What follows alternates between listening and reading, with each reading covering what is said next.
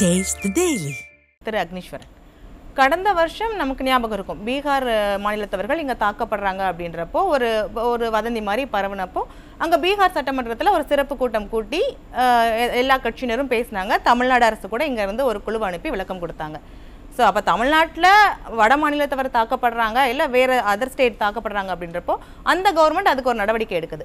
நம்மளோட வீராங்கனைகள் இங்கேருந்து போய் பஞ்சாபில் தாக்கப்பட்டிருக்காங்க. இந்த அரசு என்ன நடவடிக்கை எடுத்திருக்கணும்னு நினைக்கிறீங்க?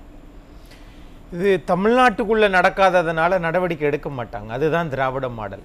பஞ்சாப்ல நடந்திருக்குல்ல, அதை நம்ம ஒளிபரப்பாம பார்த்துக்குருவாங்க. இப்போ ஏதோ எடுத்ததை ஒளிபரப்பிட்டாங்க.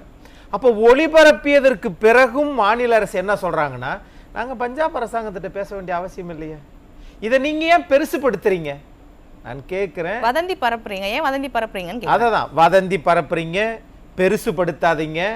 பஞ்சாப் அரசாங்கத்திடம் போய் பேச வேண்டிய அவசியம் இல்லை. அப்படி என்றால் நீங்கள் தமிழ்நாட்டு மக்களை, தமிழக விளையாட்டு வீரர்களை எந்த அளவுக்கு மதிக்கிறீங்க அப்படின்றது இது காட்டுதா? நிர்வாக திறன் இல்லாதது. தமிழக விளையாட்டு ஆணையம் என்ன செய்கிறது? ஒரு பல்கலைக்கழக அளவில் நடக்கக்கூடிய ஒரு மாநிலத்திலிருந்து இன்னொரு மாநிலத்திற்கு போய் போட்டியாளர்கள் பங்கேற்று அவர்கள் வெற்றி வாகை சூடி வரணுன்ற நோக்கத்தில் தானே போயிருக்கிறாங்க. இவங்க போய் சண்டை போடுறதுக்கு போறாங்க. அப்போ இவங்க என்னன்னு கேட்டீங்கன்னா, ஒரு பெரிய விஷயத்தை அப்படி சாதாரண கடந்து போறாங்க.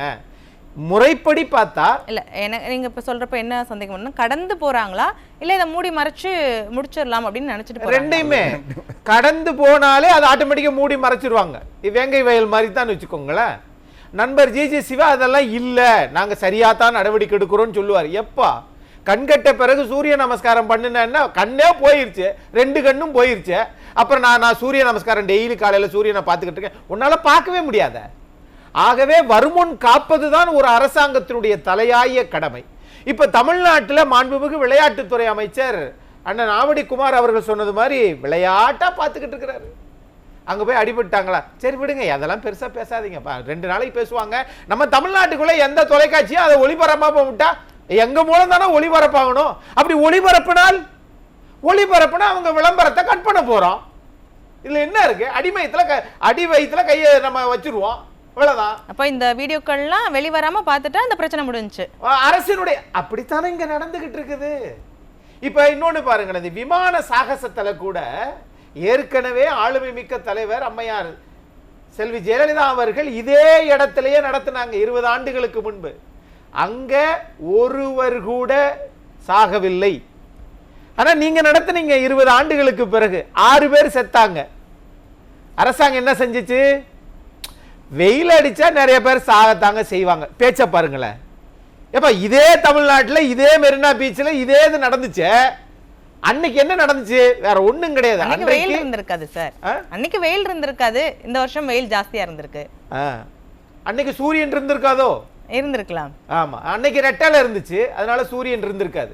ஆனால் இன்றைக்கு நான் கேட்பது, அது இந்த மாதிரியான ஒரு வெட்ட வெளிச்சத்துல நடைபெறுகிற போது 1 மணிக்கும் 12 மணிக்கும் பயங்கரமான நடு உச்சி வெயில் மண்டையை பொளக்கும்னு சொல்லுவாங்க. ஆகவே அதுக்கு அன்னைக்கு காலையில நடத்திட்டாங்க. ஆக அந்த இள வெயில் நடத்தினா அந்த மரணம் ஏற்படாது. அதையே இவங்க ஒண்ணுமில்லாத திராவிட மாடல் ஆட்சி, நல்லாட்சி நடக்கிறது அப்படின்ற ஒரு பிம்பத்தை திரும்ப திரும்ப கட்டமைச்சுட்டே வர்றாங்க. இவங்களை பொறுத்தளவுல நான் கேட்கிறேன், தமிழ்நாட்டுல இதை யாருமே வாய் திறந்து பேசவில்லை. இல்லை, இப்போ நீங்கள் சொல்கிறப்ப இங்கே ஒரு கேள்வி வருது. என்னென்னா, அவங்களோட கூட்டணி கட்சி, திமுகவோட கூட்டணி கட்சியான செல்வ பெருந்தகை என்ன சொல்கிறாரு, அந்த பயிற்சியாளர் கைது செய்யப்பட்டிருப்பது அதிர்ச்சி அளிக்குது அப்படின்னு சொல்கிறாரு. அதே நேரம் விளையாட்டுத்துறை அமைச்சர் இந்த பக்கம் வதந்தியை பரப்பாதீங்கன்றாரு. செல்வ பெருந்தகை சொல்றது உண்மையா இல்ல விளையாட்டுத்துறை அமைச்சர் சொல்றது உண்மையா அப்படின்ற கேள்வி இங்க வருது. எனக்கு என்ன வருத்தம்னா, அண்ணன் செல்வ பெருந்தகை நேரடியா அந்த களத்துக்கு பஞ்சாபுக்கு போயிருந்தால் உங்களை நாங்க பாராட்டி இருப்போம், ராயல் சல்யூட். விளையாட்டுத்துறை அமைச்சர் போக மாட்டார், ஏன்னா அவர் இங்க இருக்கிற அரசியலை பண்றதே பெரிய விஷயம். இன்னொன்னு, 234 தொகுதிகளிலும் நாங்க ஒவ்வொரு விளையாட்டு அரங்கத்தை கட்டுவோம் அப்படின்னாங்க. எத்தனை இதுல கட்டினாங்க? மது அருந்துவோர் மறுவாழ்வு மையம் அனைத்து மாவட்டத்திலும் நாங்கள் இது பண்ணுவோம். நாங்கள் எத்தனை இதில் பண்ணாங்க? மாணவர்களுக்கு மடிக்கணினி இல்லை, நாங்கள் கைக்கணினி தருகிறோம். மடிக்கணினியும் இல்லை, கைக்கணினியும் இல்லை. அப்போ என்ன உங்க நோக்கம் என்ன? எல்லாவற்றையும் நாங்கள் சொல்லிவிட்டோம், ஆனால் செய்ய முடியவில்லை. இருந்தாலும் நிறைய கடனை வாங்கிட்டோம், நிறைய வரியை உயர்த்துறோம். ஆனால் தமிழக மக்கள் மீது, மாணவர்கள் மீது அக்கறை இல்லை. அதைத்தானே இது காட்டுது. விளையாட்டு ஆணையம் சென்று அந்த பிரச்சனைக்கு புகார் கொடுத்திருக்கணுமா இல்லையா? நான் கேட்கிறேன், இங்க நடந்தது அரசியல் கட்சி கூட்டணிக்கு இதுக்கு பொறுப்பு இல்ல மேடம். நீங்க செல்வ பெருந்தை பேசுறாரு, அவங்க தமிழக அரசு பொறுப்பு. இந்த ஆட்சி இருக்கும், நாளைக்கு போயிடும். இல்ல, நான் என்ன கோணத்துல அந்த கேள்வியை கேட்கிறேன் அப்படின்னா, வதந்தியை பரப்பாதீங்க அப்படின்னு விளையாட்டுத்துறை அமைச்சர் ஒரு பக்கம் சொல்றப்போ, அப்போ பயிற்சியாளர் கைது செய்யப்பட்டிருப்பது அப்படின்றது அங்க உண்மைதான் இல்லையா? அவங்க கூட்டணி கட்சியோட தலைவரே கேட்கிறாரு, பயிற்சியாளர் கைது செய்யப்பட்டிருக்கிறது அதிர்ச்சி அளிக்குது அப்படின்னு ஒரு கூட்டணி கட்சி தலைவர் சொல்றாரு அப்படின்னா அது வதந்தியா இருக்க முடியுமா? இல்ல வதந்தியை பரப்பாதீங்க அப்படின்னு சொல்றது விளையாட்டுத்துறை அமைச்சர் சொல்றாரு, கைது செய்யப்பட்டிருப்பதே வதந்தின்னு சொல்றாங்களா, இல்ல கூட்டணி கட்சி தலைவர்களே வதந்தியை பரப்பாதீங்க அப்படின்னு சொல்றாரா? காங்கிரஸ் கட்சிக்கு இப்பதான் அதிர்ச்சி அளிக்குதா? 3 வருஷமா இருக்கிறீங்களே, நிறைய இதுல உங்களுக்கு அதிர்ச்சி அளிச்சிருக்கணுமே. அதிர்ச்சி சாதாரண அதிர்ச்சியா? வேங்கை வயல்ல இன்னும் உங்களுக்கு அதிர்ச்சியா? அதுக்கெல்லாம் வராதே.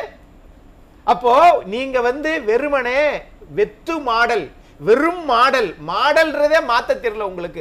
மாதிரி என்று சொல்ல தெரியாத இந்த திராவிட மாடல் அரசாங்கம் தமிழகம் தான் முன்னணி என்று தான் சொல்லுவாங்க. ஆளுமை மிக்க தலைவராக இருந்த கலைஞர் கருணாநிதி அப்படிதான் சொன்னார், அம்மையார் ஜெயலலிதா அவர்களும் அப்படித்தான் சொன்னார்கள், திரு எடப்பாடி பழனிசாமி அவர்களும் அப்படித்தான் சொன்னார்கள். நீங்க மட்டும் என்ன திராவிட மாடல்? டல்லாகி கிடக்கிறது இந்த அரசாங்கம். நிர்வாக திறன் இல்லை, விளம்பர அரசாங்கம், பெய்டு ப்ரமோஷன், காசை கொடுத்து சமூக வலைதளங்கள்ல இதுக்காகவே பாரதிய ஜனதா 45 லட்சம் பேரை களத்தில் இறக்கி விட்டிருக்கிறது. எதுக்காக? விளம்பரம் பண்ணி. ஆக நல்லாட்சி நடக்கிறது, அங்கே பாருங்கள், இங்கே பாருங்கள், அங்கே ராமர் எங்களை காப்பாற்றுவார், இங்கே இவருக்கு பட்டேலுக்கு 4500 கோடியில் சிலை வைக்கிறோம். ஏன் நான் 272 உங்களால் எடுக்க முடியலையே? அதே போலதான் இன்றைக்கு தமிழ்நாட்டில் பல நிறுவனங்கள் திமுகவுக்கு ஆதரவாக செயல்படுகிறது. காத்து எப்பப்பா காத்து எப்படி அடிக்குது? உண்மையிலே வடக்குல இருந்து கிழக்கு அடிச்சா இல்ல தெற்குல இருந்து மேற்கு அடிக்குதுன்னு சொல்லக்கூடிய அரசாங்கமாகத்தான் இந்த திமுக அரசாங்கம் நிற்கிறது. இப்ப இவங்க எதை மறைக்கிறதுக்காக, எதை மடைமாற்றுறதுக்காக இந்த வேலையெல்லாம் பண்றாங்கன்னு நினைக்கிறீங்க? இது ஒண்ணுமே நடக்கல, எல்லாமே நல்லா தான் இருக்கு, எல்லாருமே பாதுகாப்பா தான் இருக்கிறாங்க எங்க ஆட்சியில அப்படின்னு சொல்றாங்க இல்லையா? எல்லாமே பாதுகாப்பா தான் இருக்கிறாங்க. ஆனா உண்மையான பாதுகாப்பு எதுல வரும் அப்படின்னா, பெண்கள் பாதுகாப்பு. தந்தை பெரியாரை நீங்கள் புகழ்கிறீர்கள், பெரியாரின் வழியில் இந்த அரசு நல்லாட்சி நடத்துகிறதுன்னு சொன்னா, தந்தை பெரியார் சொன்ன விஷயங்கள் என்ன? கல்வி இலவசமாக வழங்கப்பட வேண்டும், பெண் கல்வி, அவர்களுக்கு வேலை வாய்ப்பு. அப்ப இவைகளெல்லாம் இருக்கணும். இதெல்லாம் உங்க ஆட்சியில் இருக்குதான்னு கேட்டா இல்ல. இல்லாத ஒரு அரசாங்கத்தை திரும்ப திரும்ப அவங்க என்ன பண்ணிட்டு இருக்காங்க? பேசிட்டே இருக்கிறாங்க. சரி, நான் கேட்கிறேன், இவ்வளவு தூரம் பாஜக இருக்குதுல, இந்தியாவில் பெண்கள் ஆணையத்தினுடைய தலைவர்கள்லாம் தமிழ்நாட்டில் இருக்காங்கல்ல, இது சம்பந்தமா ஏதாவது பேசினாங்களா? பேச மாட்டாங்க. ஏன் தெரியுமா? பாஜகவும் திமுகவும் நல்ல கூட்டணி நான் சொல்ல மாட்டேன், அதுக்கு மாறாக நடக்குது நாட்டில். அப்ப அந்த ஆட்சியாளர்களுக்கும் அதிகாரிகளுக்கும் அரசியல்வாதிகளுக்கும் யாருக்குமே தமிழ் மக்கள் மேல அக்கறை இல்லைன்னு சொல்ல வர்றீங்களா? அப்படித்தானே அந்த செயல்கள் காட்டுது. நீங்க ஆம் ஆத்மி கட்சி இன்னைக்கு வந்ததுங்க பஞ்சாப்ல, அந்த கட்சியை பார்த்து நாளைக்கு வரப்போகிற ராகுல் காந்தியை இந்திய நாட்டினுடைய பிரதமராக்குறதுக்காக நீங்க தமிழ்நாட்டின் உரிமைகளை, தமிழ்நாட்டின் வீராங்கனைகளை, அவர்களுக்கு ஏற்பட்ட அந்த அவமானத்தை நீங்க கண்டுக்கிறாம விட்டுட்டீங்கன்னா, அங்க ஏற்பட்ட பிரச்சனைகள்ல ஏதாவது மருத்துவமனைக்கு போனாங்களா? மருத்துவமனை சான்றுகள் இருக்குதா? அல்லது நீங்க ஏன் போகல?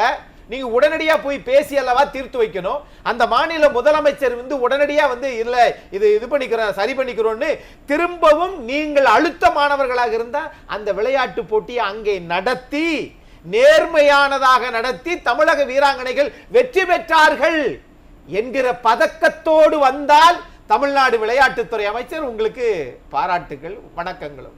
ஆனா நீங்க தான் பேசாதீங்கன்றீங்க, மூடி மறைச்சுக்குங்கன்றீங்க. அப்ப உங்களுக்கு பயம். தமிழ்நாட்டில் நீங்கள் 2026 இப்படி தான் நாங்கள் தமிழ்நாட்டு மாண்புமிகு முதலமைச்சர் சொல்றாரு, நாங்கள் 7வது முறையாக ஆட்சிக்கு வருவோம். ஏற்கனவே 31 வருஷம் ஆட்சிக்கு வந்த கட்சி தான் அதிமுக.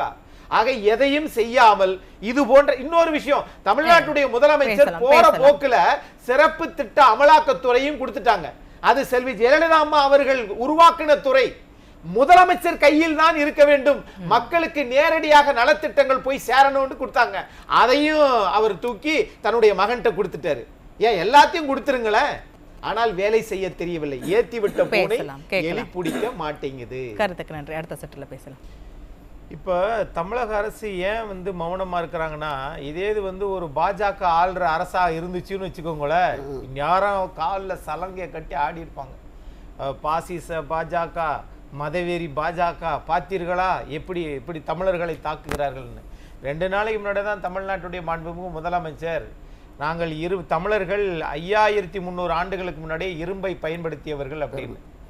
அதே இரும்பு எண்ணத்தோடு இன்றைக்கு தமிழர் வீராங்கனைகள் அங்க போயிருக்கிறாங்களே, அதை பத்தி பேசவே இல்லையே.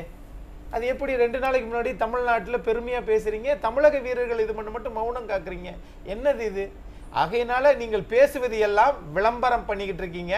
அது செஸ்ஸுக்கு மட்டும் குகேஷ் அவர்களை வந்து எல்லா இடத்துலையும் விளம்பரப்படுத்துனீங்களே.